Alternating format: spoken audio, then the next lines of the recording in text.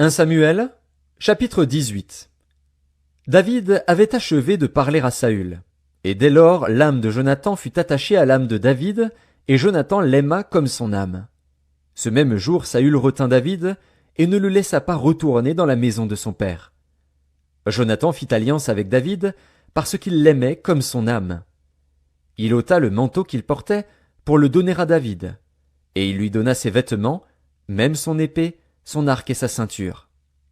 David allait et réussissait partout où l'envoyait Saül. Il fut mis par Saül à la tête des gens de guerre, et il plaisait à tout le peuple, même aux serviteurs de Saül. Comme il revenait, lors du retour de David après qu'il eut tué le Philistin, les femmes sortirent de toutes les villes d'Israël au-devant du roi Saül, en chantant et en dansant, au son des tambourins et des triangles, et en poussant des cris de joie. Les femmes qui chantaient se répondaient les unes aux autres, et disaient « Saül a frappé ses 1000, et David ses 10 000. » Saül fut très irrité, et cela lui déplut.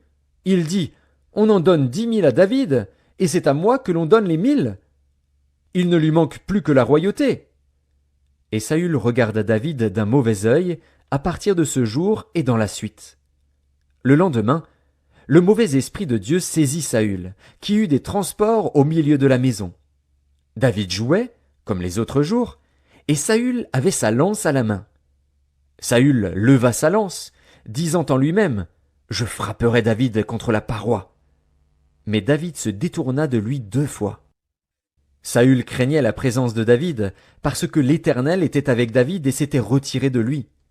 Il l'éloigna de sa personne, et il l'établit chef de 1000 hommes. David sortait et rentrait à la tête du peuple. Il réussissait dans toutes ses entreprises, et l'Éternel était avec lui. Saül, voyant qu'il réussissait toujours, avait peur de lui. Mais tout Israël et Juda aimaient David, parce qu'il sortait et rentrait à leur tête.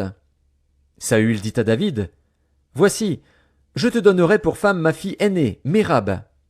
Sers-moi seulement avec vaillance, et soutiens les guerres de l'Éternel. » Or Saül se disait, « Je ne veux pas mettre la main sur lui, mais que la main des Philistins soit sur lui. » David répondit à Saül, « Qui suis-je, et qu'est-ce que ma vie, qu'est-ce que la famille de mon père en Israël, pour que je devienne le gendre du roi ?» Lorsqu'arriva le temps où Mérab, fille de Saül, devait être donnée à David, elle fut donnée pour femme à Adriel, de Méhola. Michal, fille de Saül, aima David. On en informa Saül, et la chose lui convint. Il se disait, « Je la lui donnerai, afin qu'elle soit un piège pour lui, et qu'il tombe sous la main des Philistins. » Et Saül dit à David pour la 2e fois, « Tu vas aujourd'hui devenir mon gendre. » Saül donna cet ordre à ses serviteurs, « Parlez en confidence à David, et dites-lui, « Voici, le roi est bien disposé pour toi, et tous ses serviteurs t'aiment.